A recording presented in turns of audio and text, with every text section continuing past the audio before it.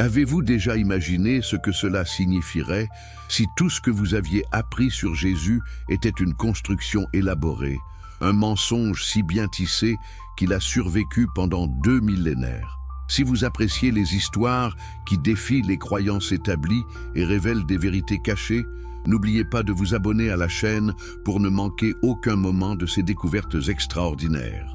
Dites-moi dans les commentaires de quel pays vous regardez cette vidéo et à quelle heure vous la découvrez. Et si vous êtes sur votre téléphone mobile, laissez un like maintenant.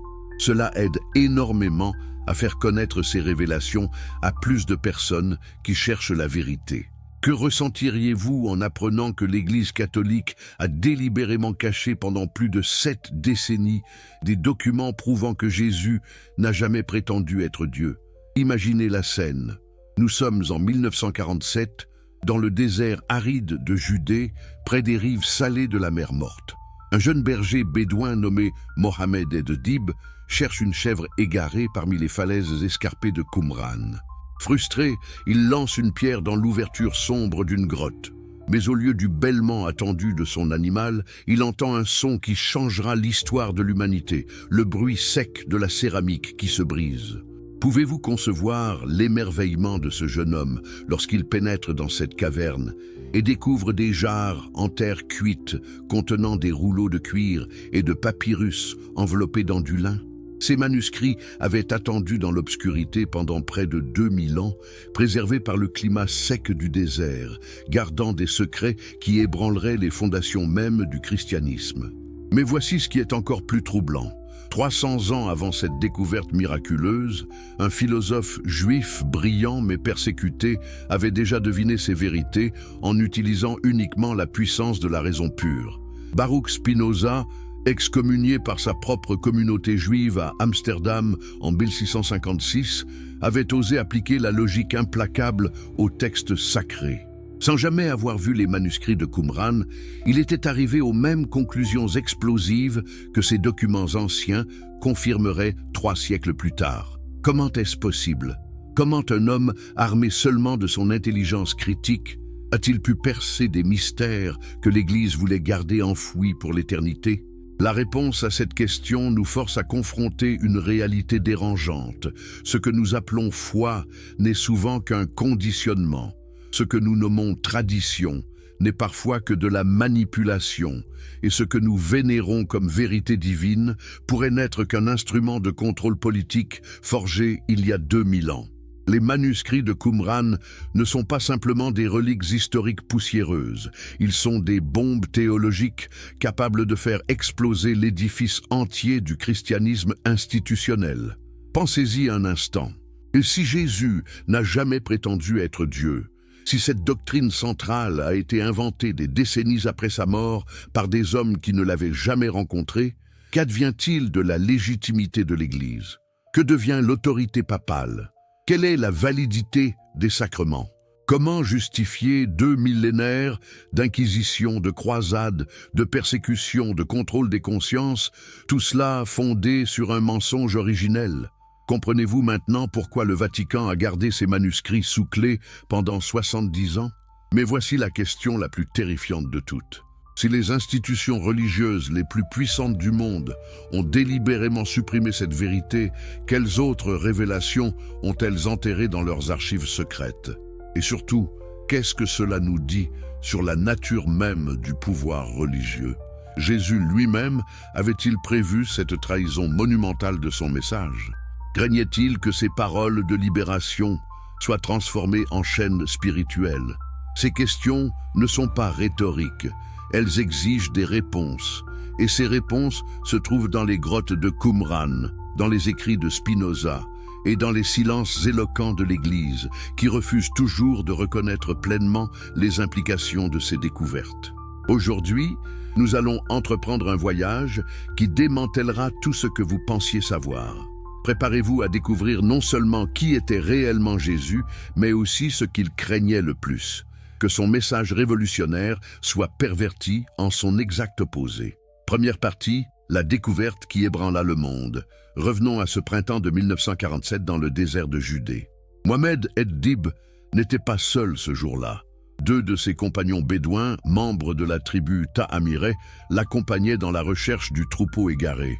Pouvez-vous imaginer leur stupéfaction lorsqu'ils sont revenus à la grotte avec des torches et ont découvert non pas une, mais 7 jarres intactes, chacune contenant des rouleaux enveloppés avec soin? Ces jeunes bergers illettrés ne pouvaient pas lire les caractères hébreux anciens tracés sur ces peaux de moutons et de chèvres tannées avec une précision méticuleuse. Mais ils comprenaient instinctivement qu'ils avaient trouvé quelque chose d'une valeur inestimable. Que feriez-vous si vous découvriez un trésor dont vous ne comprenez pas la signification mais que vous savez être précieux? Les Bédouins ont fait ce que leur situation économique désespérée leur dictait. Ils ont vendu les rouleaux à un marchand d'antiquités de Bethléem nommé Khalil Eskander Shahin, connu sous le surnom de Kando. Ce dernier, reconnaissant l'ancienneté des documents mais pas leur importance historique complète, les a revendus à des marchands chrétiens et juifs de Jérusalem. Comment ces rouleaux ont-ils finalement attiré l'attention des érudits? Par le plus grand des hasards, ou était-ce le destin qui voulait que ces vérités enfouies voient enfin la lumière? Le métropolite Athanase Yeshua Samuel, du monastère syriaque orthodoxe de Saint-Marc à Jérusalem, a acquis 4 des 7 rouleaux en novembre 1947, payant une somme modeste qui se révélerait être la transaction la plus importante de sa vie. Les 3 autres rouleaux sont tombés entre les mains du professeur Éléazar Soukenik de l'Université hébraïque de Jérusalem. Imaginez l'excitation de Soukenik lorsqu'il a déroulé ses parchemins et a commencé à déchiffrer les caractères anciens. Ses mains tremblaient-elles en réalisant qu'il tenait entre ses doigts des copies du livre d'Isaïe, datant d'avant la naissance du Christ? Mais voici où l'histoire devient véritablement extraordinaire. Cette première découverte n'était que le début. Entre 1947 et 1956, 11 grottes autour de Qumran ont révélé leurs secrets. Pouvez-vous concevoir l'ampleur de cette bibliothèque cachée? Environ 850 manuscrits et des dizaines de milliers de fragments ont été récupérés, représentant à peu près 900 textes différents. Certains rouleaux étaient remarquablement bien conservés, comme le célèbre grand rouleau d'Isaïe long de 7 mètres, trouvé presque intact. D'autres s'étaient désintégrés en milliers de fragments minuscules, créant ce que les archéologues ont appelé le plus grand puzzle de l'histoire humaine. Qu'est-ce qui avait préservé ces documents pendant 2 millénaires dans un état permettant encore leur lecture? La réponse réside dans la combinaison unique du climat désertique extrêmement sec de la région de la mer Morte, de l'obscurité totale des grottes scellées et du soin méticuleux avec lequel les scribes esséniens avaient préparé les parchemins et les encres. Ces hommes dévoués savaient-ils qu'ils créaient une capsule temporelle destinée à un futur lointain? Avaient-ils conscience que leurs écrits survivraient à l'Empire romain, aux croisades, aux invasions islamiques et à tous les bouleversements de l'histoire pour finalement révéler des vérités que les pouvoirs religieux établis voudraient désespérément cacher? La grotte numéro 4, découverte en 1952, s'est révélée être la plus prolifique de toutes. Comment les archéologues ont-ils ressenti en découvrant qu'elle contenait les restes de plus de 500 manuscrits différents? Malheureusement, presque tous étaient fragmentés, réduits à des milliers de morceaux de cuir et de papyrus, certains ne dépassant pas la taille d'un ongle. Reconstituer ces textes demanderait des décennies de travail minutieux, un délai qui donnerait au Vatican et aux institutions religieuses tout le temps nécessaire pour orchestrer leur stratégie de contrôle de l'information. Mais qui étaient les auteurs de ces manuscrits? Pourquoi avaient-ils choisi de vivre dans ce désert inhospitalier, loin de Jérusalem et du Temple? Les ruines d'un complexe de bâtiments près des grottes ont fourni des indices fascinants. Les archéologues ont découvert les vestiges d'un scriptorium, une salle où les scribes copiaient méticuleusement les textes sacrés. Des encriers desséchés, des tables basses, des bancs de pierre, tout était encore là, figé dans le temps comme si les occupants avaient dû fuir précipitamment. N'est-ce pas troublant d'imaginer ces hommes pieux, courbés sur leur parchemin, traçant avec une dévotion absolue chaque lettre des textes qu'ils considéraient comme porteurs de la vérité divine? Les recherches historiques et archéologiques ont révélé que cette communauté appartenait probablement à la secte des Esséniens, un groupe juif qui s'était séparé du judaïsme dominant de Jérusalem. Pourquoi cette séparation radicale? Les Esséniens croyaient que le sacerdoce du temple de Jérusalem était corrompu, que les pratiques religieuses officielles avaient dévié de la vraie loi de Moïse. Ne voyez-vous pas l'ironie? Ces hommes qui fuyaient la corruption religieuse de leur époque ont créé des documents qui, 2000 ans plus tard, exposeraient la corruption d'une autre institution religieuse infiniment plus puissante. Les Esséniens vivaient dans une discipline monastique stricte. Ils partageaient leurs biens en commun, pratiquaient des bains rituels quotidiens dans les citernes qu'ils avaient creusées dans le roc et se consacraient à l'étude et à la copie des textes sacrés. Leur journée commençait avant l'aube, avec des prières, et se terminait après le coucher du soleil avec d'autres prières. Entre ces moments de dévotion spirituelle, ils cultivaient les maigres terres autour de leur établissement, fabriquaient de la poterie et surtout, ils écrivaient. Comment ces hommes auraient-ils réagi s'ils avaient su que leurs écrits survivraient à leur communauté, à leur temple, à leur nation même, pour devenir des témoins silencieux d'une vérité que les puissants tenteraient d'effacer? La datation précise de ces manuscrits a été confirmée par plusieurs méthodes scientifiques. L'analyse paléographique, qui étudie l'évolution des styles d'écriture, a permis de dater certains textes aussi loin que le IIIe siècle avant l'ère commune. La datation au carbone 14, appliquée dans les années 1990, a confirmé ces estimations avec une précision remarquable. Qu'est-ce que cela signifie pour notre compréhension de Jésus? Cela signifie que certains de ces textes ont été écrits alors que Jésus marchait encore en Galilée, que d'autres ont été composés par des hommes qui auraient pu le rencontrer ou connaître ceux qui l'avaient suivi. Imaginez la scène. À seulement quelques kilomètres de l'endroit où Jean-Baptiste baptisait les foules dans le Jourdain, à une journée de marche de Jérusalem où Jésus enseignait dans le temple, ces scribes esséniens documentaient méticuleusement leur compréhension du Messie à venir, de la fin des temps, de la nature de Dieu et de son relation avec l'humanité. Leurs écrits reflétaient-ils les discussions qui agitaient toute la Judée à cette époque tumultueuse sous l'occupation romaine? Leurs espérances messianiques correspondaient-elles à ce que Jésus enseignait réellement ou révèlent-elles une divergence fondamentale qui exposerait les transformations ultérieures de son message? Le contenu de la bibliothèque de Qumran est stupéfiant dans sa diversité et sa profondeur. Environ 40% des manuscrits sont des copies de textes bibliques, représentant tous les livres de la Bible hébraïque, à l'exception d'Esther et peut-être de Néhémie. Pourquoi Esther était-il absent? Certains érudits spéculent que les Esséniens trouvaient problématique un livre biblique qui ne mentionne pas Dieu une seule fois. N'est-ce pas fascinant qu'une communauté si attachée à la piété ait rejeté un texte canonique pour des raisons théologiques? Cela ne vous fait-il pas vous demander combien d'autres décisions de ce genre, prises par des hommes avec leurs préjugés et leurs agendas, ont façonné ce que nous appelons aujourd'hui la parole de Dieu? 30% des manuscrits contenaient des apocryphes et des pseudépigraphes, des textes religieux juifs qui n'ont pas été inclus dans le canon biblique final. Des livres comme Enoch, Jubilé, Tobie et bien d'autres considérés comme hérétiques ou non inspirés par les autorités religieuses ultérieures étaient révérés et copiés avec le même soin que la Torah par les Esséniens. Qu'est-ce que cela nous dit sur la fluidité du canon biblique dans les premiers siècles? Si ces textes étaient sacrés pour une communauté juive pieuse contemporaine de Jésus, sur quelle base les rejetons-nous aujourd'hui? Qui a décidé quels livres étaient inspirés par Dieu et lesquels ne l'étaient pas? Les 30% restants des manuscrits étaient des textes sectaires, des écrits produits par la communauté essénienne elle-même. C'est dans ces documents que nous trouvons les révélations les plus explosives. Le rouleau de la règle décrivait l'organisation stricte de leur communauté. Le rouleau de la guerre détaillait l'affrontement apocalyptique final entre les fils de lumière et les fils des ténèbres.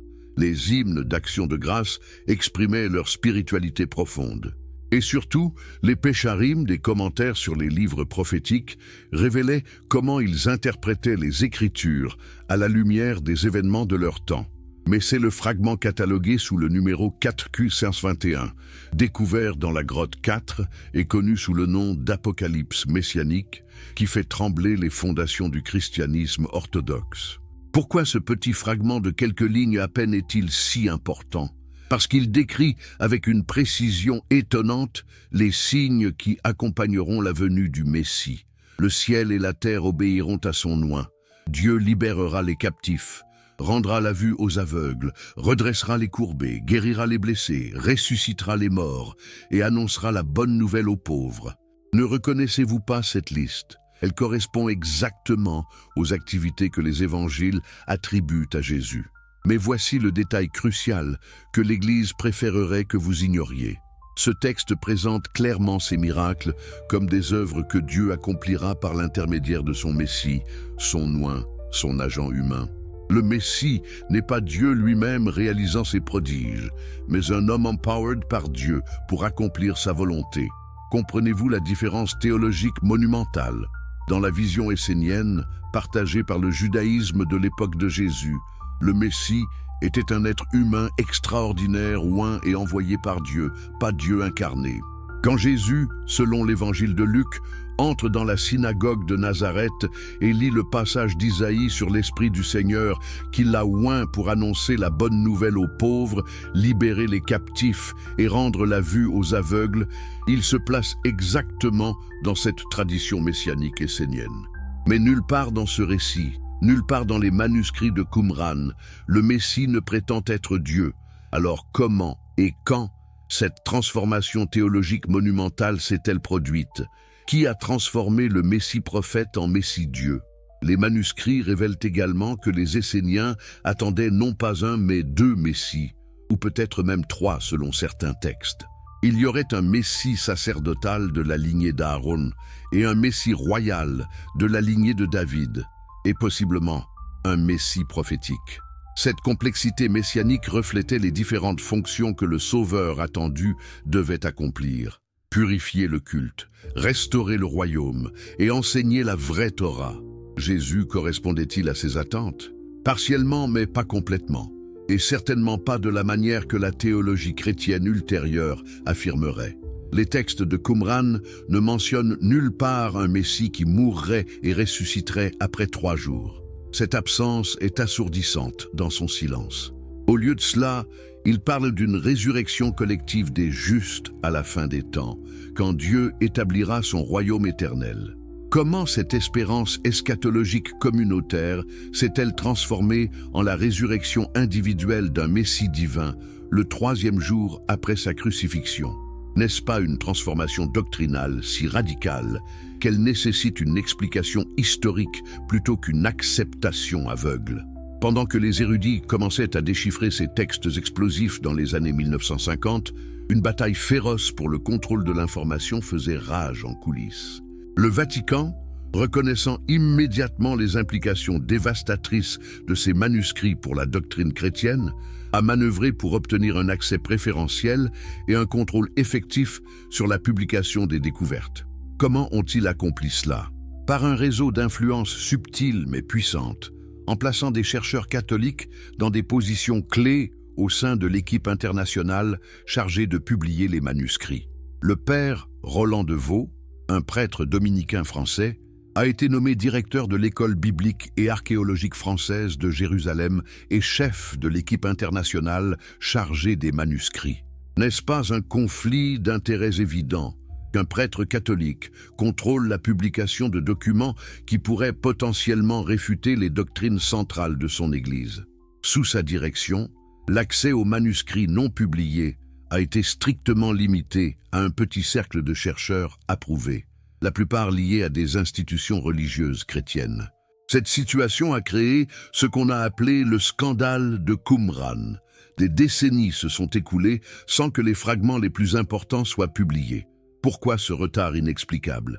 Les chercheurs indépendants exigeant l'accès se heurtaient à des refus bureaucratiques. Les demandes de transparence étaient rejetées sous prétexte que le travail de reconstitution et de traduction était complexe et nécessitait du temps. Mais 40 ans pour publier des fragments? 50 ans? 60 ans? À quel moment le retard raisonnable devient-il une suppression délibérée? Ce n'est qu'en 1991, après une pression académique et médiatique écrasante, que la Huntington Library en Californie a pris la décision révolutionnaire de rendre publiques ses photographies complètes de tous les manuscrits, brisant ainsi le monopole du Vatican. Imaginez l'indignation des contrôleurs officiels quand leurs décennies de gatekeeping se sont effondrées en une seule action courageuse. Mais le mal était fait. 3 générations de chrétiens avaient vécu et étaient mortes sans connaître ce que ces manuscrits révélaient sur les origines de leur foi. Qu'ont découvert les chercheurs indépendants une fois qu'ils ont enfin eu accès aux manuscrits complets? Exactement ce que le Vatican craignait. Des preuves textuelles claires que la vision messianique du judaïsme du 1er siècle, vision dans laquelle Jésus et ses premiers disciples étaient immergés, ne correspondait pas du tout à la christologie élaborée par l'Église ultérieure. Le Messie attendu était un libérateur humain oint par Dieu, pas la deuxième personne de la Trinité divine incarnée. Deuxième partie, Spinoza, le prophète de la raison. Reculons maintenant de 3 siècles, dans l'Amsterdam prospère du XVIIe siècle. Dans le quartier juif de cette ville tolérante, un jeune homme nommé Baruch Spinoza, fils de marchand portugais ayant fui l'Inquisition, recevait l'éducation rabbinique traditionnelle. Pouvez-vous imaginer ce jeune prodige étudiant le Talmud, la Torah et les commentaires rabbiniques avec une intelligence si perçante que ses maîtres prévoyaient pour lui un avenir brillant comme rabbin? Mais quelque chose d'inattendu s'est produit dans l'esprit de ce jeune homme. Il a commencé à poser des questions que personne n'osait formuler. Qu'arrive-t-il quand une intelligence exceptionnelle rencontre des textes présentés comme infaillibles mais remplis de contradictions? Spinoza a appliqué au texte biblique la même rigueur logique qu'il appliquait aux mathématiques et à la philosophie. Il a remarqué des incohérences dans les récits, des impossibilités historiques, des contradictions théologiques.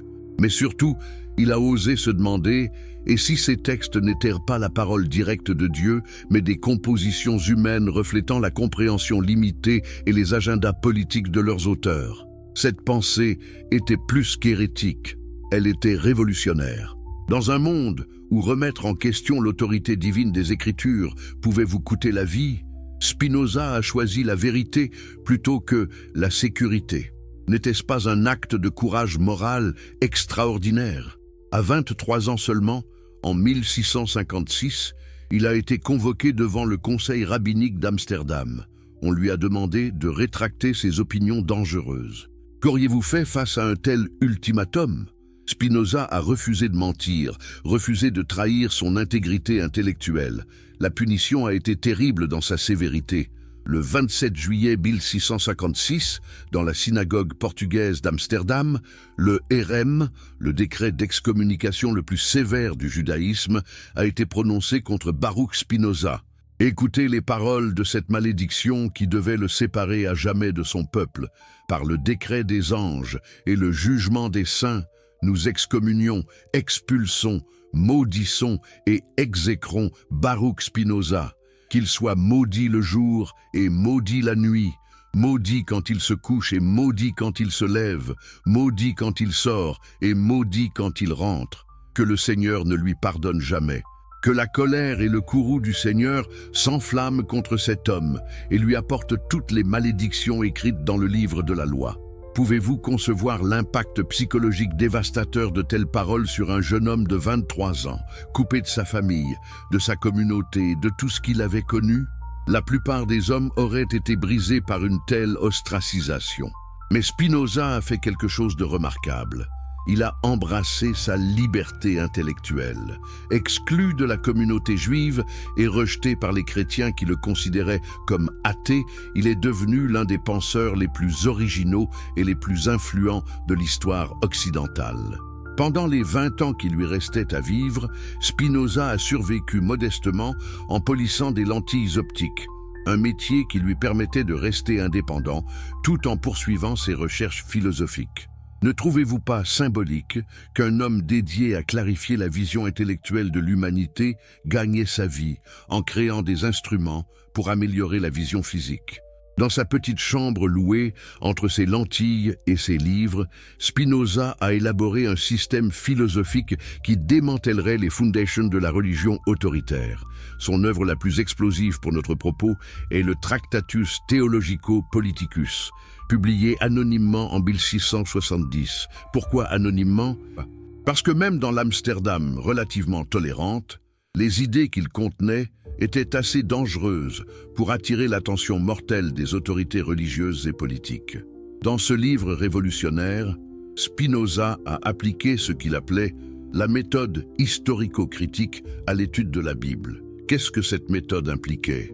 Spinoza insistait pour que la Bible soit lue comme n'importe quel autre texte ancien, en tenant compte du contexte historique de sa composition, des motivations de ses auteurs, des contradictions internes et des traces d'édition et de révision multiples. Cette approche, qui nous semble évidente aujourd'hui, était radicalement subversive au XVIIe siècle. Elle transformait un texte sacré, intouchable, en document historique, sujet à l'analyse critique. En appliquant cette méthode aux évangiles et aux enseignements sur Jésus, Spinoza est arrivé à des conclusions qui seraient confirmées mot pour mot par les manuscrits de Qumran 3 siècles plus tard. N'est-ce pas extraordinaire?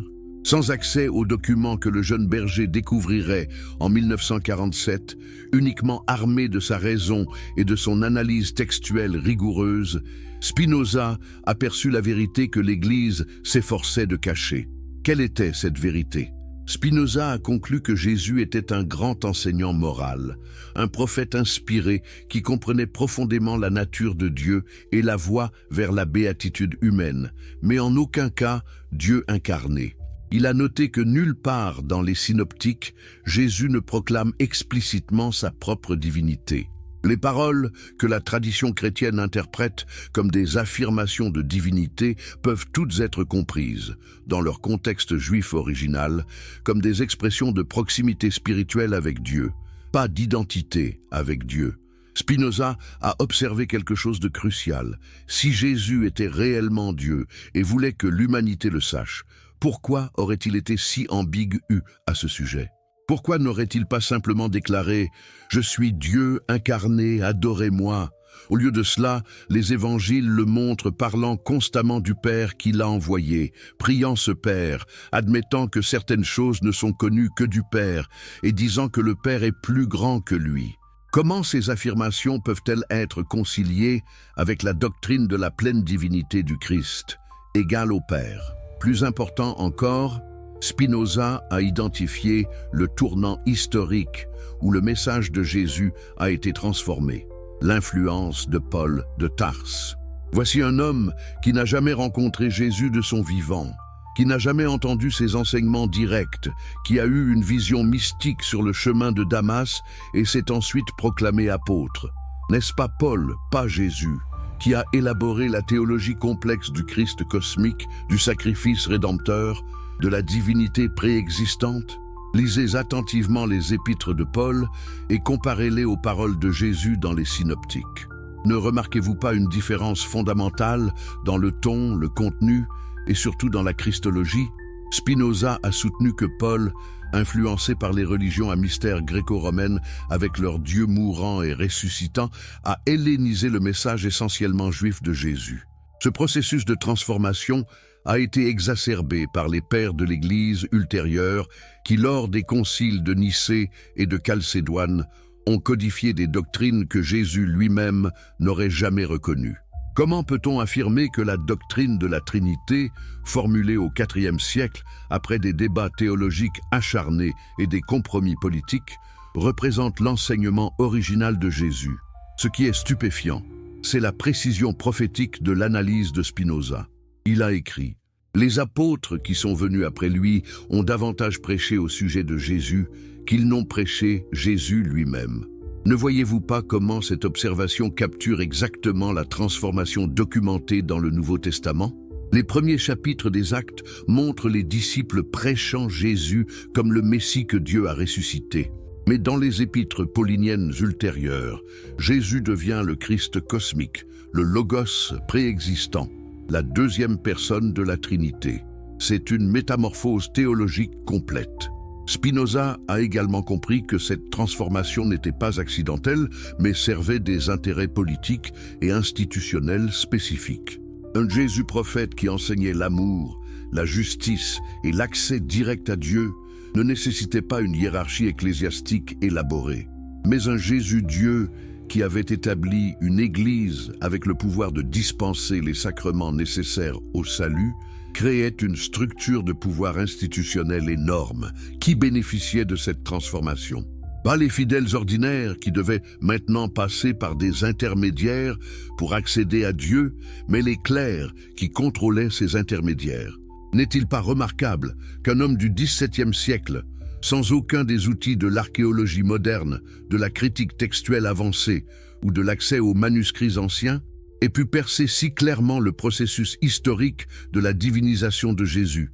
Comment a-t-il accompli cela?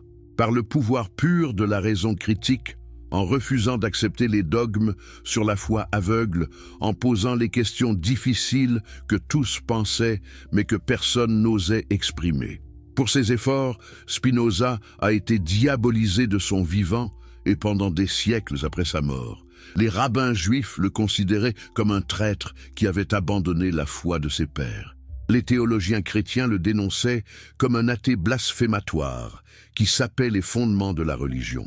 Les philosophes lumières, eux-mêmes, bien qu'influencés par ses idées, hésitaient à le citer ouvertement de peur d'être associés à son nom infâme. Qu'est-ce que cela nous dit sur la puissance de la vérité pour menacer les structures établies de pouvoir et de croyance? Mais Spinoza avait planté une graine qui germerait inexorablement. Sa méthode d'analyse critique des textes religieux inspirerait directement l'exégèse biblique moderne du XIXe siècle. Des érudits comme David Friedrich Strauss, Ernest Renan et la quête du Jésus historique suivraient tous les chemins que Spinoza avait tracés.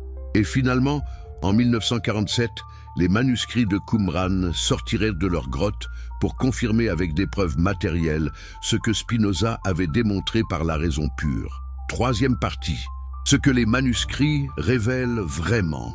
Maintenant que nous comprenons à la fois la découverte physique des manuscrits et l'analyse philosophique de Spinoza, plongeons dans ce que ces textes anciens révèlent réellement sur Jésus et les origines du christianisme. Préparez-vous, car ces révélations ébranleront tout ce que vous pensiez savoir. Commençons par le fait le plus fondamental et le plus dérangeant. Les manuscrits de Qumran ne mentionnent jamais Jésus de Nazareth par son nom. Cette absence a conduit certains apologistes chrétiens à affirmer que les manuscrits ne sont donc pas pertinents pour comprendre Jésus. Mais ne voyez-vous pas l'erreur fatale de ce raisonnement? Le fait que ces textes, écrits par des Juifs pieux contemporains de Jésus, ne le mentionnent pas spécifiquement, mais décrivent en détail leur compréhension du Messie attendu, nous donne exactement le contexte nécessaire pour comprendre comment Jésus et ses premiers disciples se comprenaient eux-mêmes. Jésus n'est pas apparu dans un vide culturel et théologique. Il a vécu et enseigné dans un environnement juif saturé d'attentes messianiques, de débats sur l'interprétation de la Torah, de tensions entre différentes sectes et mouvements. Les Esséniens de Qumran faisaient partie de cet environnement. Leurs écrits nous montrent ce qu'un juif pieux du 1er siècle comprenait par Messie, Fils de Dieu, Sauveur et d'autres termes que les évangiles appliquent à Jésus. Et cette compréhension est radicalement différente de ce que l'Église chrétienne affirme aujourd'hui. Prenons le terme « Fils de Dieu » qui est central à la christologie chrétienne. Aujourd'hui, quand un chrétien entend Jésus est le Fils de Dieu, il comprend généralement que cela signifie que Jésus est littéralement Dieu incarné, la deuxième personne de la Trinité. Mais que signifiait ce terme dans le contexte juif du 1er siècle? Les manuscrits de Qumran nous donnent la réponse. Le fragment 4Q 246, parfois appelé le texte du Fils de Dieu, utilise exactement cette expression. Il décrit une figure qui sera appelée Fils de Dieu, et ils l'appelleront Fils du Très-Haut. Les premiers commentateurs chrétiens qui ont eu accès à ce fragment étaient électrisés. pensant avoir trouvé une prophétie juive pré-chrétienne de la divinité de Jésus. Mais une lecture plus attentive du texte complet révèle quelque chose de très différent. Cette figure est un roi humain, probablement un futur dirigeant davidique, qui sera appelé fils de Dieu dans le sens métaphorique d'être choisi et favorisé par Dieu, exactement comme les rois d'Israël étaient appelés fils de Dieu dans les psaumes et ailleurs dans la Bible hébraïque. David est appelé fils de Dieu. Salomon est appelé fils de Dieu. Le peuple d'Israël, collectivement, est appelé fils de Dieu. Ce n'était jamais compris littéralement comme signifiant une identité divine, mais comme exprimant une relation spéciale d'élection et de faveur. Quand Jésus est appelé fils de Dieu dans les évangiles synoptiques, ne devrait-on pas comprendre ce terme dans son contexte culturel original plutôt que de lui imposer rétroactivement une signification théologique développée des siècles plus tard? Le fragment 4Q 121, l'Apocalypse messianique que nous avons déjà mentionné, est encore plus révélateur. Ce texte liste les œuvres merveilleuses que Dieu accomplira à l'ère messianique: guérir les malades, donner la vie aux morts, annoncer de bonnes nouvelles aux pauvres. Remarquez la formulation cruciale: c'est le Seigneur qui accomplira ces choses. Le Messie est l'agent par lequel Dieu opère, pas Dieu lui-même opérant. Comparez cela avec les récits des miracles de Jésus dans les synoptiques. Comment Jésus explique-t-il ses guérisons et ses exorcismes? Dit-il « par ma propre puissance divine » ? Non, il dit « par le doigt de Dieu » et « si c'est par l'Esprit de Dieu que je chasse les démons ». Il attribue constamment sa puissance à Dieu qui travaille à travers lui, exactement la compréhension messianique reflétée dans les manuscrits de Qumran. N'est-ce pas une correspondance frappante qui confirme que Jésus se comprenait lui-même dans les catégories du messianisme juif traditionnel, pas comme Dieu incarné? Les manuscrits révèlent également que les Esséniens attendaient un Messie qui serait un enseignant de justice, un interprète authentique de la Torah qui corrigerait les fausses interprétations des pharisiens et des sadducéens corrompus. Le rouleau du Temple et d'autres textes décrivent ce Messie comme révélant le vrai sens de la loi de Moïse. Quand Jésus enseigne dans les évangiles avec l'autorité, disant « On vous a dit, mais moi, je vous dis », ne correspond-il pas exactement à ce modèle de Messie enseignant? Mais nulle part, ce rôle d'enseignant autorisé n'impliquait une identité divine. L'un des textes les plus fascinants de Qumran est le rouleau de la guerre, qui décrit en détail apocalyptique la bataille finale entre les fils de lumière et les fils des ténèbres. Cette guerre cosmique se terminera par la victoire de Dieu et l'établissement de son royaume éternel. Le Messie joue un rôle dans cette bataille, mais comme un leader militaire et spirituel humain, pas comme une divinité combattante. Comparez cela avec l'Apocalypse de Jean dans le Nouveau Testament, où le Christ devient une figure divine guerrière avec des yeux de flamme et une épée sortant de sa bouche. Ne voyez-vous pas comment l'eschatologie juive messianique a été transformée et divinisée? Les psaumes de Salomon, bien qu'ils ne fassent pas partie des manuscrits de Qumran, mais datent de la même période et reflètent des idées similaires, décrivent le Messie davidique en termes remarquablement terrestres. Voici, Seigneur, et suscite-leur leur roi, le fils de David, autant que tu connais, ô Dieu, pour qu'il règne sur Israël ton serviteur. Ce Messie purifiera Jérusalem, jugera les tribus d'Israël et établira un royaume de justice. Mais il le fait en tant que roi humain oint par Dieu, pas en tant que Dieu. Maintenant, abordons la question de la résurrection, centrale à la foi chrétienne. Paul écrit dans sa première lettre aux Corinthiens « Si Christ n'est pas ressuscité, notre prédication est vide, et votre foi est vaine ». La résurrection physique de Jésus, 3 jours après sa crucifixion, est présentée comme la preuve ultime de sa divinité. Mais que disent les manuscrits de Qumran sur la résurrection messianique?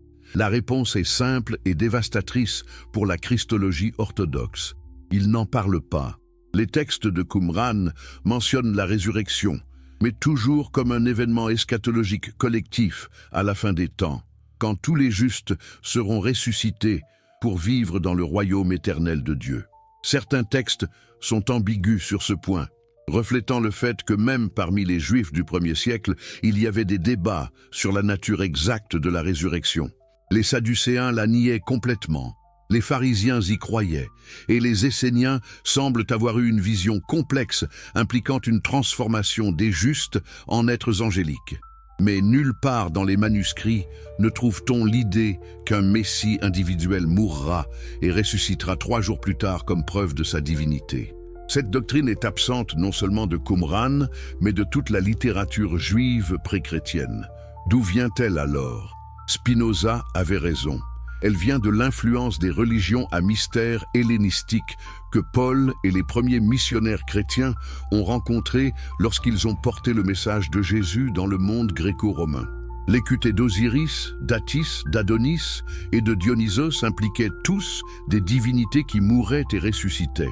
Ces mythes représentaient les cycles de la nature, la mort et la renaissance de la végétation. Lorsque le message juif sur Jésus le Messie a été communiqué aux gentils familiers avec ces mythes, n'était-il pas inévitable que des syncrétismes se produisent? La mort de Jésus, initialement comprise comme le martyre d'un prophète fidèle, est devenue un sacrifice cosmique pour les péchés du monde. Sa résurrection, peut-être initialement comprise comme une vindication spirituelle par Dieu, est devenue une résurrection physique littérale prouvant sa divinité. Les manuscrits de Qumran nous montrent également comment les premières communautés juives interprétaient les prophéties messianiques des Écritures.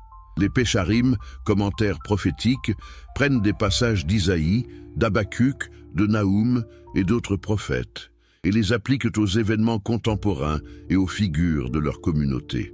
Cette méthode d'interprétation, appelée Pesher, cherchait les sens cachés dans les textes prophétiques, croyant que ces prophéties parlaient directement de leur temps. Les auteurs des évangiles utilisent exactement la même méthode. Ils prennent des passages de l'Ancien Testament et les appliquent à Jésus, souvent de manière qui déforme complètement le contexte original. Par exemple, Matthieu cite Osée « D'Égypte j'ai appelé mon fils » comme une prophétie de la fuite de Jésus en Égypte. Mais dans Osée, ce passage fait clairement référence à l'exode historique d'Israël d'Égypte, pas à un futur Messie. Comprendre que cette méthode d'interprétation était standard dans le judaïsme du 1er siècle, comme le prouvent les Pesharim de Qumran, ne nous aide-t-il pas à voir que beaucoup des soi-disant prophéties accomplies par Jésus sont en fait des applications créatives, mais anachroniques de textes qui n'étaient jamais messianiques à l'origine? Le texte 4Q 175, appelé Testimonia, est particulièrement intéressant. Il compile plusieurs passages bibliques que les Esséniens considéraient comme des prophéties messianiques. Le prophète comme Moïse de Deutéronome 18, la prophétie de l'étoile de Jacob de Nombre 24 et la promesse de Dieu à David de 2 Samuel 7. Les auteurs des évangiles utilisent exactement les mêmes passages pour prouver que Jésus est le Messie. Mais remarquez ce que ces passages ont en commun. Ils parlent tous de figures humaines, oint est ou choisies par Dieu, jamais de Dieu se faisant homme. Il y a aussi la question dérangeante de la diversité théologique révélée par les manuscrits. Nous sommes habitués à penser au judaïsme du 1er siècle comme une religion monolithique, mais Qumran révèle un paysage d'une diversité étonnante.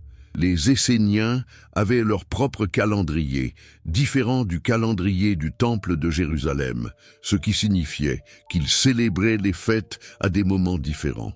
Ils avaient leurs propres règles de pureté, leurs propres interprétations de la Torah, leur propre structure d'autorité religieuse. Cette diversité ne nous force-t-elle pas à reconsidérer l'image traditionnelle d'un Jésus rompant radicalement avec le judaïsme pour fonder une nouvelle religion?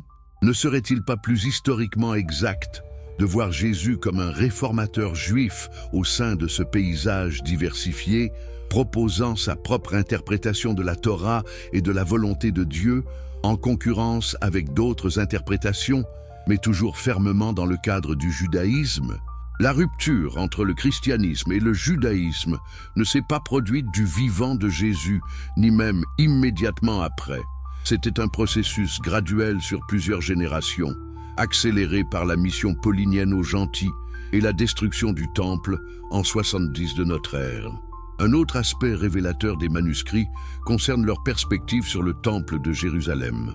Les Esséniens considéraient le sacerdoce du temple comme corrompu et illégitime, Ils se voyaient eux-mêmes comme le vrai Israël, le reste fidèle qui maintenait la vraie alliance avec Dieu pendant que le reste de la nation s'égarait. Leur communauté à Qumran était conceptualisée comme un temple spirituel, où la prière et l'étude remplaçaient les sacrifices d'animaux qu'ils considéraient comme souillés par les prêtres corrompus de Jérusalem. Jésus ne manifeste-t-il pas une attitude similaire envers le temple?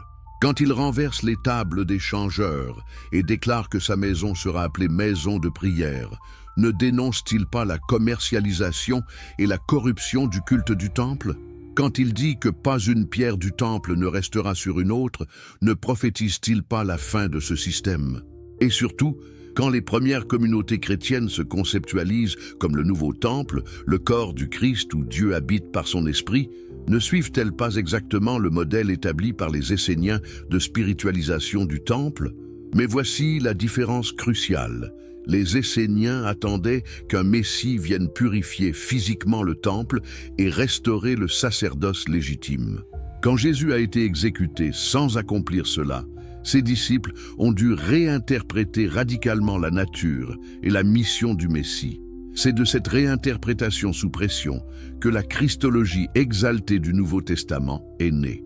Confrontés à la scandale d'un Messie crucifié, qui semblait être une contradiction dans les termes, les disciples ont transformé la défaite en victoire, la mort en sacrifice rédempteur et le prophète en divinité. N'est-ce pas une évolution théologique compréhensible psychologiquement, mais qui nous éloigne de plus en plus du Jésus historique et de sa propre autocompréhension? Les manuscrits contiennent également des textes de sagesse et des hymnes qui révèlent la spiritualité profonde des Esséniens. Les hymnes d'action de grâce expriment une piété personnelle intense, une conscience de la grâce de Dieu et une gratitude pour l'illumination spirituelle. Lire ces hymnes, c'est entrer en contact avec des âmes qui cherchaient Dieu avec tout leur être. Leur dévotion n'était pas moins authentique que celle des premiers chrétiens. Leur compréhension de Dieu n'était pas moins profonde. Pourtant, ils ne sont jamais arrivés à la conclusion que le Messie serait Dieu incarné. Pourquoi? Parce que cette idée était étrangère au monothéisme juif qu'ils embrassaient passionnément. Le schéma, la prière centrale du judaïsme, proclame « Écoute Israël, le Seigneur notre Dieu, le Seigneur est un ». Ce monothéisme rigoureux était non négociable. Dieu était absolument unique, transcendant, autre. Aucun humain ne pouvait être Dieu. Aucun ange ne pouvait être Dieu. L'idée même était blasphématoire. Les Esséniens, comme tous les Juifs pieux, récitaient le schéma quotidiennement. Jésus lui-même, selon Marc 12, 29, cite le schéma comme le plus grand commandement. Comment alors pouvait-il simultanément prétendre être Dieu? C'est une contradiction logique et théologique insurmontable dans le cadre du judaïsme du 1er siècle. La réponse que la christologie orthodoxe propose est la doctrine de la Trinité. Dieu est un en essence, mais trois en personne. Mais cette formulation sophistiquée est le produit de 3 siècles de débats théologiques, influencés par la philosophie grecque, codifiée lors de conciles politiquement chargés. Peut-on honnêtement affirmer que c'est ce que Jésus enseignait aux pécheurs galiléens? Quand il leur disait de prier « Notre Père qui es aux cieux », leur enseignait-il la doctrine complexe de la procession éternelle du Fils et de l'Esprit du Père? Ou leur enseignait-il simplement à approcher Dieu avec confiance, comme un enfant approche un père aimant? Les manuscrits de Qumran, en nous plongeant dans le contexte juif authentique du 1er siècle, exposent la distance énorme entre le message simple de Jésus et les formulations dogmatiques complexes du christianisme ultérieur. Cette distance n'est pas accidentelle.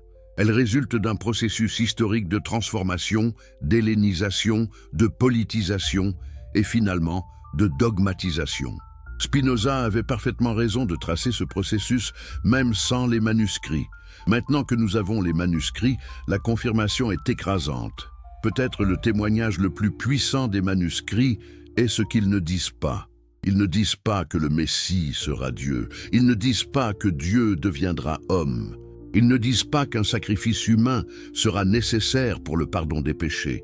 Ils ne disent pas que la foi en l'identité du Messie sera nécessaire pour le salut. Tous ces éléments centraux à la théologie chrétienne sont absents de ces textes écrits par des Juifs pieux vivants à l'époque de Jésus. 7. Si vous êtes fasciné par les vérités cachées qui défient les dogmes établis, assurez-vous de vous abonner à cette chaîne pour ne manquer aucune de ces révélations explosives. Et dites-moi dans les commentaires, de quel pays regardez-vous cette vidéo et quelle heure est-il chez vous en ce moment? Si vous êtes sur mobile, n'oubliez pas de liker cette vidéo maintenant. Cela aide vraiment à faire découvrir ces vérités historiques à plus de personnes qui cherchent la lumière au-delà des mensonges institutionnels. 4e partie. La grande transformation. Comment un prophète devint Dieu. Avez-vous déjà réfléchi au moment précis où Jésus de Nazareth, le prophète itinérant, qui enseignait l'amour et la justice dans les villages poussiéreux de Galilée, s'est transformé en Jésus-Christ, la deuxième personne de la Trinité divine adorée par des milliards de personnes? Ce moment existe-t-il seulement? Ou s'agit-il plutôt d'un processus graduel, presque imperceptible au début, qui s'est accéléré sur plusieurs décennies jusqu'à devenir irréversible? Pour comprendre cette métamorphose théologique la plus extraordinaire de l'histoire humaine, nous devons remonter au tout premier jour après la crucifixion de Jésus, quand ses disciples terrifiés se cachèrent derrière des portes verrouillées, convaincus que leur mouvement était mort avec leur maître. Imaginez l'état psychologique de ces hommes et femmes au matin du sabbat suivant la crucifixion. Tout ce en quoi ils avaient cru pendant 3 ans s'était effondré en quelques heures terrifiantes. Jésus, celui qu'ils pensaient être le Messie qui restaurerait le royaume d'Israël, pendait mort sur une croix romaine, la forme d'exécution la plus humiliante et la plus maudite selon la loi juive. Le Deutéronome ne déclarait-il pas explicitement que quiconque pendu à un arbre était maudit par Dieu? Comment pouvait-on concilier cette fin ignominieuse avec les espérances messianiques qu'ils avaient investies en Jésus? Les manuscrits de Qumran nous montrent clairement ce que signifiait le Messie pour les Juifs du 1er siècle. Un libérateur politique et spirituel oint par Dieu qui triompherait des ennemis d'Israël, purifierait le temple et établirait le royaume de justice de Dieu sur terre. Jésus n'avait accompli aucune de ces choses. Au contraire, il avait été arrêté, torturé et exécuté comme un criminel commun. Du point de vue de tout juif raisonnable de l'époque, cela prouvait de manière concluante que Jésus n'était pas le Messie. Ses disciples auraient dû simplement rentrer chez eux en Galilée, retourner à leur filet de pêche et considérer ces 3 années comme une erreur tragique mais instructive. Mais quelque chose d'extraordinaire s'est produit qui a inversé complètement ce désespoir. Les textes du Nouveau Testament l'appellent la résurrection. Que s'est-il exactement passé pendant ce week-end qui a transformé des disciples brisés et terrifiés en proclamateurs audacieux prêts à mourir pour leur message? L'Église affirme que Jésus est littéralement revenu à la vie physique, est sorti de son tombeau et est apparu à ses disciples pendant 40 jours avant de monter physiquement au ciel. Mais est-ce vraiment ce que les tout premiers témoignages affirment? Paul, écrivant dans les années 50 de notre ère, soit seulement 20 ans environ après la crucifixion, fournit le témoignage le plus ancien de la résurrection dans sa première lettre aux Corinthiens. Il liste ceux à qui Christ est apparu: Pierre, les 12, plus de 500 frères à la fois, Jacques, tous les apôtres et finalement à lui-même. Mais remarquez comment Paul décrit sa propre expérience de Christ ressuscité sur le chemin de Damas. Était-ce une rencontre avec un corps physique? Non, c'était une vision aveuglante de lumière et une voix du ciel. Ses compagnons n'ont pas vu ce que Paul a vu. C'était clairement une expérience mystique, visionnaire, pas une rencontre avec quelqu'un marchant et mangeant comme avant sa mort. Pourtant, Paul place sa propre expérience dans la même catégorie que les apparitions à Pierre et aux autres. N'est-ce pas révélateur? Cela suggère que toutes ces apparitions initiales étaient de nature visionnaire et spirituelle, pas des rencontres physiques avec un cadavre réanimé. Ce n'est que dans les évangiles écrits des décennies plus tard que nous obtenons des récits de plus en plus physiques et détaillés. Jésus invite Thomas à toucher ses blessures. Il mange du poisson grillé pour prouver qu'il n'est pas un fantôme. Il marche à travers des portes fermées, mais possède un corps solide. Ne voyez-vous pas un processus d'élaboration légendaire à l'œuvre, où chaque récit ultérieur ajoute des détails plus concrets pour contrer le scepticisme grandissant? Mais même si nous acceptons que les disciples ont eu de véritables expériences qu'ils ont interprétées comme des rencontres avec Jésus vivant, comment sont-ils passés de cette conviction que Dieu avait vindiqué Jésus en le ressuscitant à l'affirmation que Jésus était Dieu lui-même? Cette transition n'est ni évidente ni inévitable. Les Juifs croyaient que Dieu avait ressuscité des prophètes dans le passé. Élie avait ressuscité le fils de la veuve. Élisée avait accompli le même miracle. Même dans le Nouveau Testament, Jésus lui-même ressuscite Lazare et d'autres.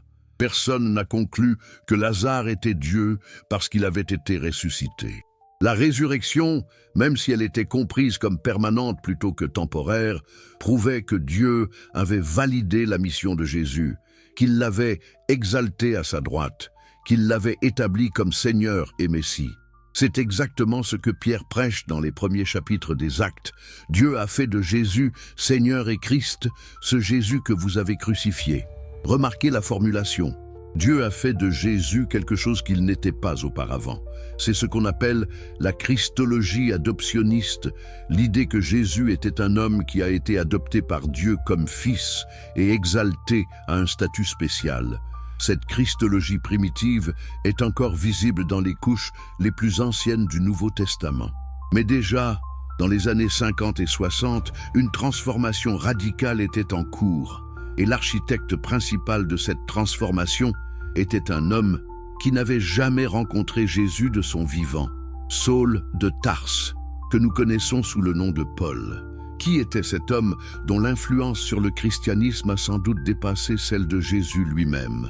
Paul était un juif de la diaspora, né à Tarse en Asie mineure, dans une famille suffisamment aisée pour posséder la citoyenneté romaine. Il avait reçu une éducation à la fois dans la tradition pharisienne juive et dans la culture hellénistique. N'est-ce pas crucial pour comprendre ce qui allait suivre? Paul se tenait avec un pied dans le judaïsme et un pied dans le monde gréco-romain. Il parlait grec couramment, connaissait la philosophie grecque, était familier avec les religions à mystère qui dominaient le paysage religieux de l'Empire romain. Quand il a eu sa vision dramatique du Christ ressuscité, il a interprété cette expérience à travers ce double prisme culturel.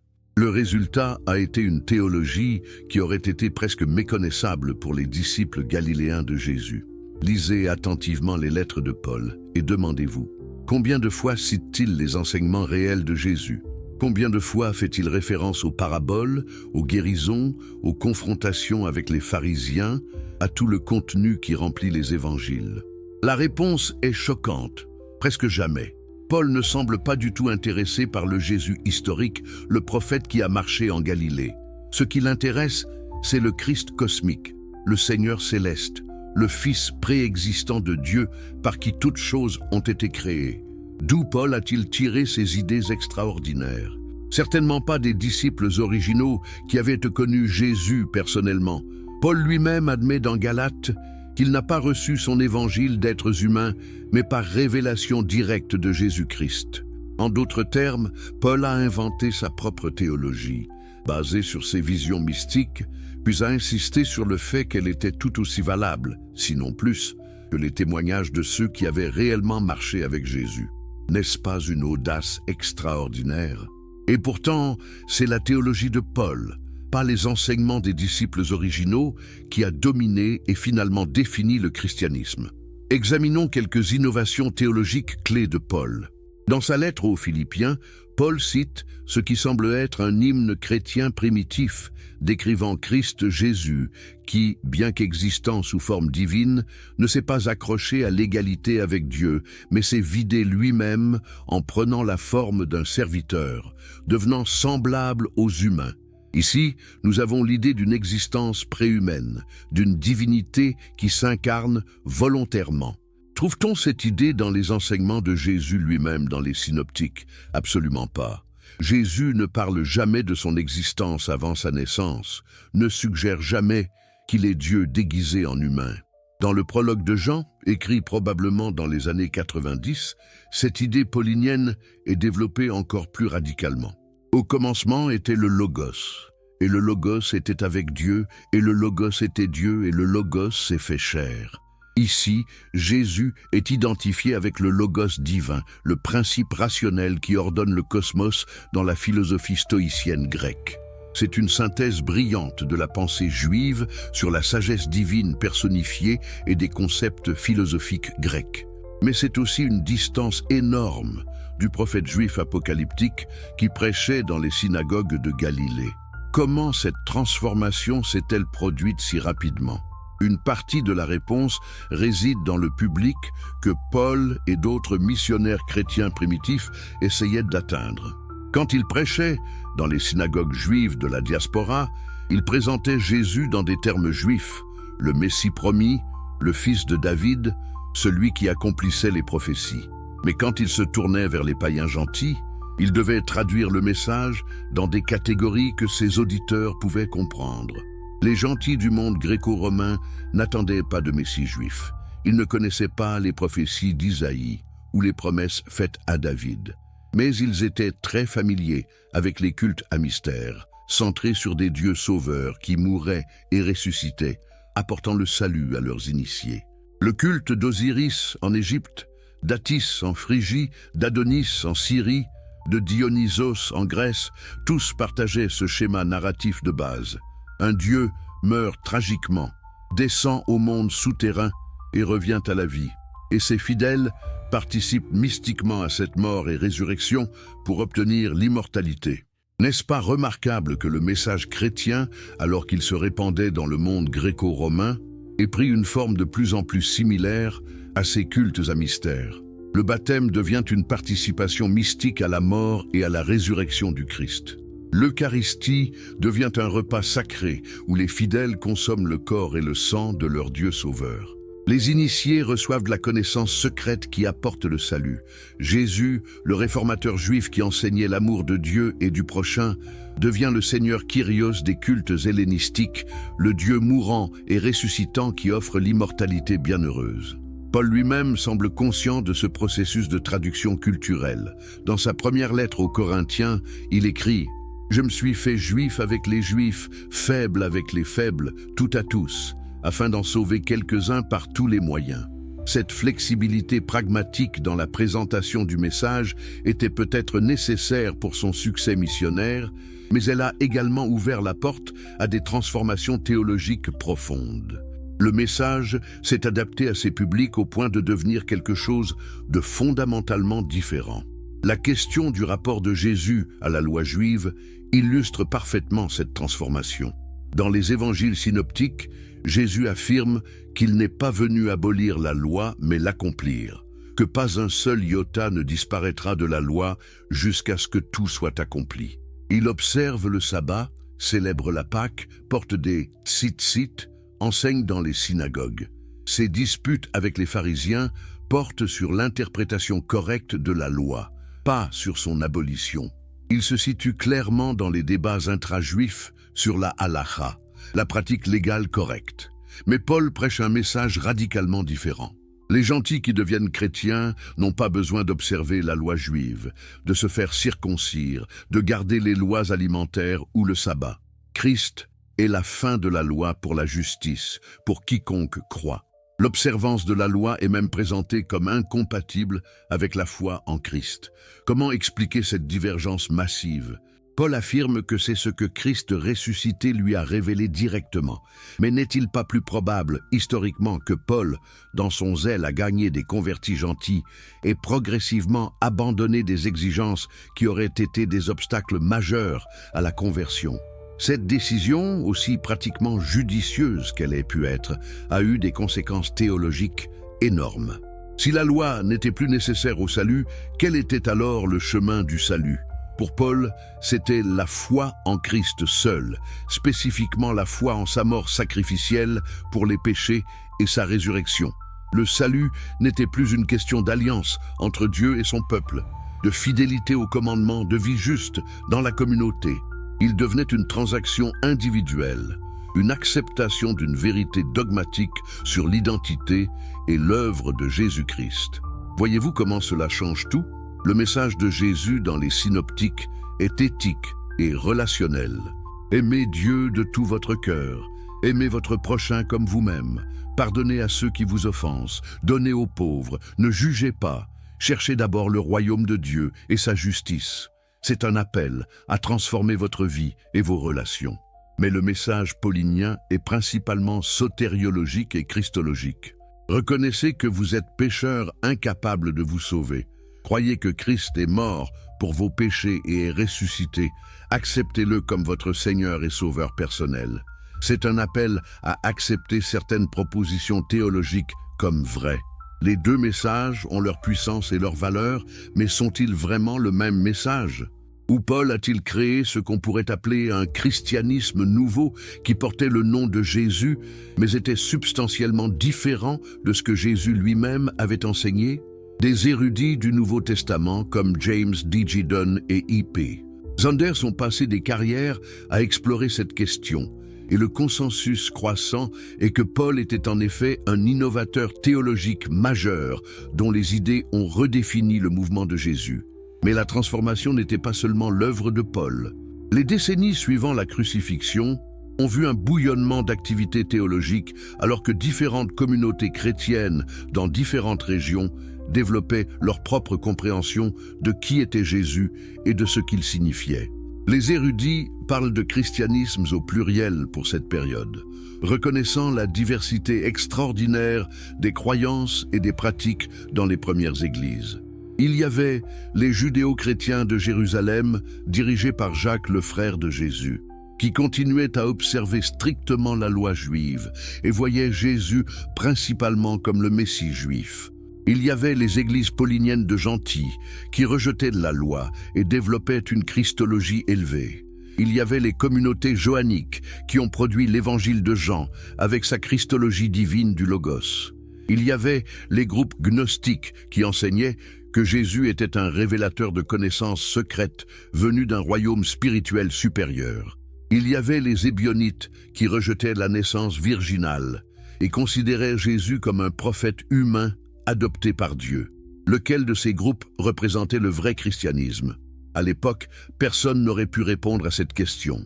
Ce n'est que progressivement, à travers des processus de consolidation du pouvoir, d'exclusion de groupes dissidents comme hérétiques et finalement de codification lors des conciles impériaux, qu'une version particulière du christianisme, la version qui affirmait la pleine divinité de Jésus coégale au Père, est devenue orthodoxe. Mais cette victoire était politique et sociale autant que théologique. L'événement pivot dans cette consolidation a été la conversion de l'empereur Constantin au début du IVe siècle.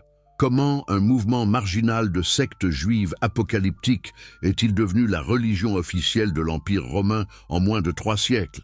Cette ascension météorique ne peut être expliquée uniquement par l'attractivité de son message. Des facteurs politiques, sociaux et économiques complexes étaient en jeu. Mais un résultat fut que le christianisme s'est transformé d'une religion de persécutés en une religion de pouvoir. Constantin n'était pas un théologien. Il se souciait de l'unité de l'Empire, et les querelles violentes entre différentes factions chrétiennes sur la nature du Christ menaçaient cette unité. En 325, il a convoqué le concile de Nicée, rassemblant des évêques de tout l'Empire pour établir une fois pour toutes ce que les chrétiens devaient croire sur Jésus. Pouvez-vous saisir l'ironie? La question de savoir si Jésus était Dieu ou une créature divine subordonnée a été décidée par un vote d'évêques sous la présidence d'un empereur qui adorait encore Sol Invictus, le dieu soleil invaincu. Le credo de Nicée qui a émergé de ce concile a déclaré que Jésus-Christ était Dieu de Dieu, lumière de lumière, vrai Dieu de vrai Dieu, engendré non pas créé, de même nature que le Père. Ceux qui refusaient d'accepter cette formulation, notamment Arius et ses partisans qui croyaient que le Fils était la première et la plus grande création du Père, mais pas coéternelle ou coégale avec lui, ont été condamnés comme hérétiques. Leurs écrits ont été brûlés, ils ont été exilés et leurs idées ont été supprimées par la force impériale. Mais les débats ne se sont pas arrêtés à Nicée. Pendant tout le IVe siècle, différentes factions se sont battues pour le contrôle de l'Église, chacune prétendant représenter la vraie foi. L'arianisme a parfois dominé, à d'autres moments, la position nicéenne. Des empereurs différents ont soutenu des théologies différentes. Des évêques ont été exilés et réhabilités à plusieurs reprises alors que les vents politiques changeaient. Ce n'est qu'en 381, au concile de Constantinople, puis au concile de Chalcédoine en 451, que la doctrine de la Trinité et la compréhension de Christ comme pleinement Dieu et pleinement homme ont été finalement établies comme orthodoxie. Mais remarquez ce processus. La christologie qui est devenue officielle ne l'a pas fait parce qu'elle pouvait être prouvée à partir des Écritures ou parce qu'elle représentait l'enseignement original de Jésus. Elle l'est devenue à travers des débats philosophiques utilisant des catégories grecques comme ousia et hypostasis, essence et substance, qui auraient été complètement étrangères aux premiers disciples juifs. Elle l'est devenue parce qu'elle a gagné le soutien des empereurs qui avaient le pouvoir d'imposer l'uniformité théologique. Elle l'est devenue par l'exclusion violente et la suppression de visions alternatives. Qu'est-il arrivé aux Juifs qui avaient connu Jésus, qui avaient marché avec lui, qui avaient entendu ses enseignements de ses propres lèvres? L'église de Jérusalem, dirigée par Jacques, a été détruite lors de la révolte juive de 66 à 70 de notre ère. Ses survivants ont fui et ont formé des communautés qui ont continué à observer la loi juive et à voir Jésus comme le Messie humain. Mais ces judéo-chrétiens ont été progressivement marginalisés et finalement déclarés hérétiques par l'Église gentile dominée par la théologie paulinienne.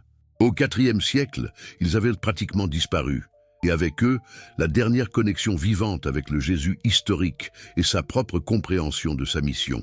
L'Église triomphante du IVe siècle proclamait que Jésus était Dieu, mais elle l'a fait en supprimant les voix de ceux qui l'avaient le mieux connu. N'est-ce pas tragiquement ironique? Le message d'un prophète juif qui enseignait l'humilité, le service, l'amour des ennemis et le renoncement au pouvoir terrestre est devenu l'idéologie d'un empire qui imposait ses croyances par la force militaire, persécutait les dissidents et accumulait une richesse et un pouvoir massif. Jésus avait prédit que son message serait trahi, et cette prédiction s'est réalisée au-delà de ce qu'il aurait pu imaginer. 5e partie. La conspiration du Vatican. 70 ans de silence. Quand les premiers fragments des manuscrits de Qumran ont commencé à être publiés dans les années 50, les érudits bibliques du monde entier ont été électrisés par les possibilités. Voici des textes juifs datant de l'époque de Jésus, offrant un aperçu sans précédent du contexte religieux, social et théologique dans lequel le christianisme est né. Les implications pour la compréhension des origines chrétiennes étaient évidemment énormes. Mais très rapidement, une étrange réticence à publier l'ensemble des manuscrits a commencé à se manifester, et cette réticence n'était pas accidentelle. Qui contrôlait l'accès aux manuscrits dans ces premières années cruciales? L'école biblique et archéologique française de Jérusalem, une institution dominicaine catholique, a reçu la responsabilité principale de publier les découvertes de la grotte 4, de loin la plus riche en fragments. Le père Roland Deveau, prêtre dominicain et directeur de l'école, a été placé à la tête d'une équipe internationale de chercheurs chargée de reconstituer, traduire et publier ces fragments. Mais voici le problème. Presque tous les membres de cette équipe étaient catholiques ou avaient des liens étroits avec des institutions religieuses chrétiennes. N'y avait-il vraiment aucun érudit juif qualifié qui aurait pu être inclus dans cette équipe? N'y avait-il aucun chercheur laïque sans affiliation religieuse qui aurait apporté une perspective différente? Le fait que l'équipe était dominée par des clercs catholiques et des chrétiens conservateurs n'était-il pas un conflit d'intérêts évident, étant donné que ces manuscrits contenaient des informations potentiellement dévastatrices pour les doctrines chrétiennes?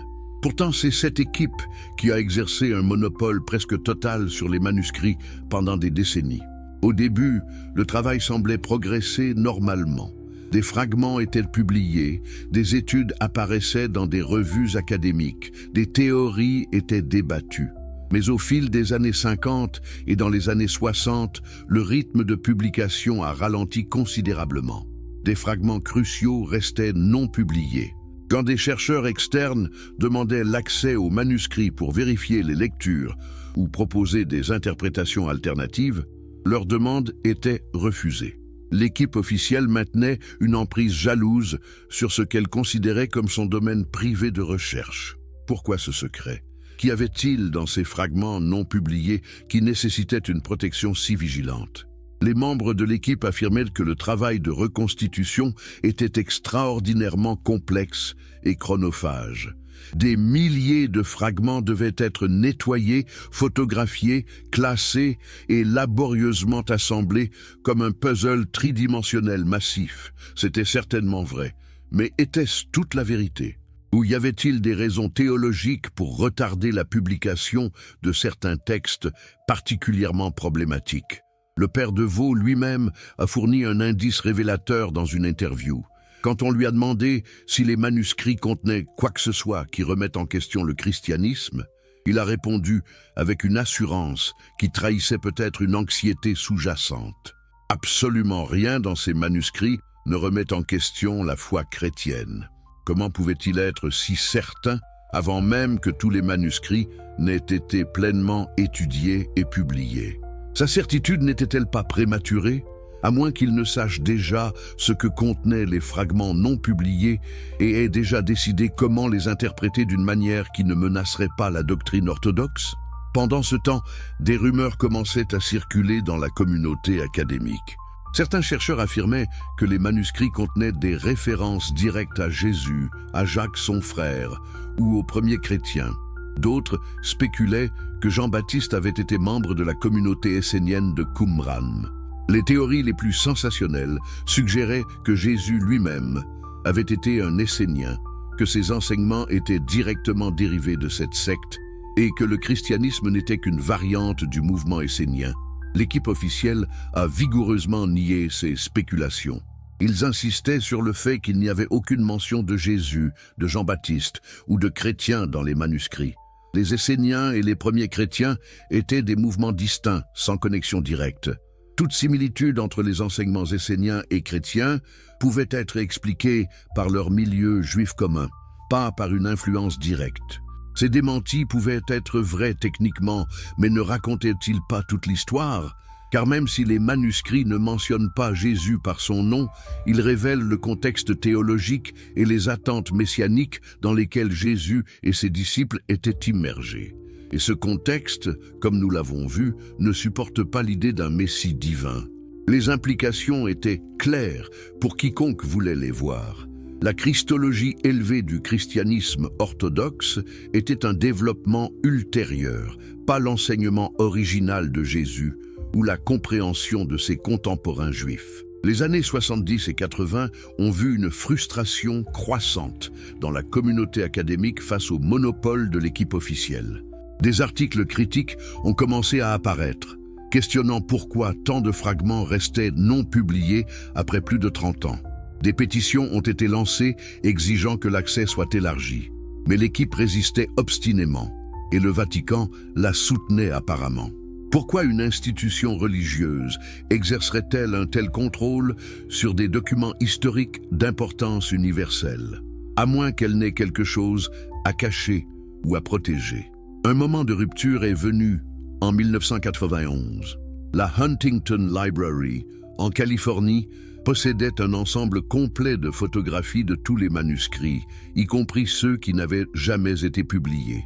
Le directeur de la bibliothèque, William Moffett, a pris la décision audacieuse et controversée de rendre ces photographies disponibles à tous les chercheurs qualifiés, brisant ainsi le monopole de l'équipe officielle. La réaction a été explosive. L'équipe officielle était scandalisée, dénonçant cette action comme une violation de leurs droits académiques et une trahison des protocoles de recherche.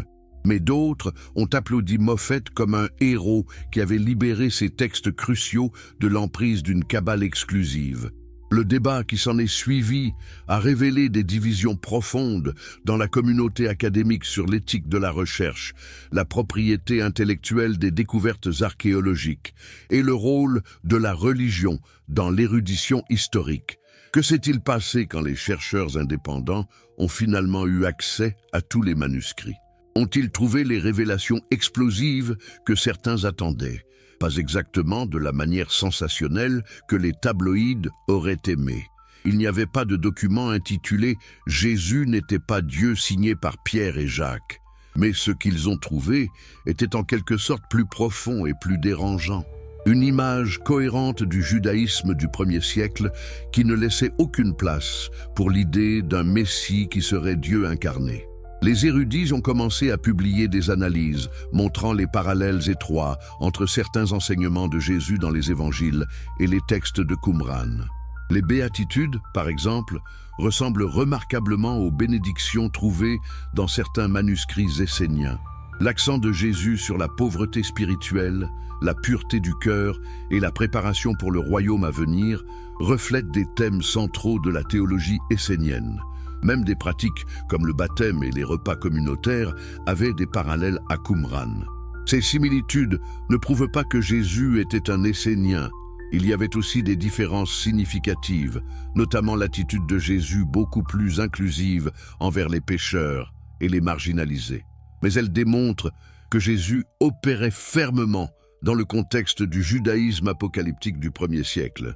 Il était un réformateur juif, proposant sa propre vision du royaume de Dieu à venir, non le fondateur d'une nouvelle religion centrée sur sa propre divinité. Le fragment qui a peut-être causé le plus de consternation dans les cercles théologiques conservateurs était le 4Q 521 que nous avons déjà discuté. Quand son contenu complet a été finalement publié et analysé, il est devenu impossible de nier que les signes messianiques qu'il liste, guérir les malades, ressusciter les morts, annoncer de bonnes nouvelles aux pauvres, sont exactement ceux que Jésus accomplit selon les évangiles. Mais le texte présente clairement ses œuvres comme accomplies par Dieu par l'intermédiaire de son Messie, pas par le Messie lui-même en tant que Dieu. Comment les théologiens chrétiens ont-ils répondu à ces découvertes dérangeantes? Avec une variété de stratégies défensives. Certains ont simplement nié que les manuscrits aient une pertinence quelconque pour comprendre Jésus, affirmant que les Esséniens étaient une secte marginale dont les idées n'étaient pas représentatives du judaïsme plus large. Mais cette stratégie ignore le fait que le judaïsme du 1er siècle était profondément diversifié, et les Esséniens représentaient certainement un courant significatif de pensée apocalyptique messianique. D'autres ont adopté une approche plus sophistiquée, admettant les parallèles, mais arguant qu'ils montrent simplement que Jésus utilisait le langage et les catégories messianiques disponibles dans son contexte, tout en les transcendant radicalement par sa révélation unique de sa propre divinité. Mais cette stratégie a son propre problème. Où exactement Jésus révèle-t-il sans ambiguïté sa divinité dans les synoptiques? Les passages habituellement cités comme le Fils de l'homme, le Fils de Dieu, peuvent tous être compris dans leur contexte juif d'origine sans impliquer la divinité. Encore d'autres théologiens ont essayé d'utiliser les manuscrits pour défendre l'historicité des évangiles, pointant les parallèles dans la langue, les pratiques et les controverses théologiques comme preuve que les évangiles reflètent fidèlement le contexte du 1er siècle. Mais cette stratégie est à double tranchant. Si les évangiles sont historiquement fiables dans leur description du contexte, pourquoi ne seraient-ils pas également fiables quand ils montrent Jésus opérant dans les catégories du messianisme juif traditionnel plutôt que de s'affirmer comme Dieu? Le Vatican lui-même a maintenu un silence largement prudent sur les implications les plus dérangeantes des manuscrits. Quand il a dû se prononcer, il a invariablement insisté sur le fait que rien dans les manuscrits ne contredit la foi catholique et que toute interprétation suggérant le contraire est basée sur une mauvaise lecture. Mais cette assurance sonne de plus en plus creuse, alors que des érudits, y compris des érudits catholiques, continuent de publier des recherches montrant les tensions entre les manuscrits et la christologie orthodoxe. Il y a eu des moments de remarquable honnêteté de la part de certains chercheurs chrétiens. Le père Joseph Fitzmyer, un éminent érudit catholique des manuscrits, a admis franchement que les textes de Qumran ne supportent pas l'idée d'un Messie divin. Il a argumenté que cela ne contredit pas nécessairement la foi chrétienne, car la pleine compréhension de qui était Jésus n'est venue qu'après la résurrection. Mais ne voyez-vous pas que cet argument concède essentiellement le point principal ? La Christologie divine n'était pas l'enseignement de Jésus lui-même, mais un développement théologique ultérieur. La véritable conspiration, si on peut l'appeler ainsi, n'était pas une cabale de prêtres complotant dans des pièces remplies de fumée pour supprimer des preuves explosives. C'était quelque chose de plus subtil et plus systémique, un contrôle institutionnel de l'interprétation, une emprise monopolistique sur l'accès qui permettait de façonner le récit et un biais théologique profondément enraciné qui colorait la recherche même des chercheurs sincères qui pensaient être objectifs.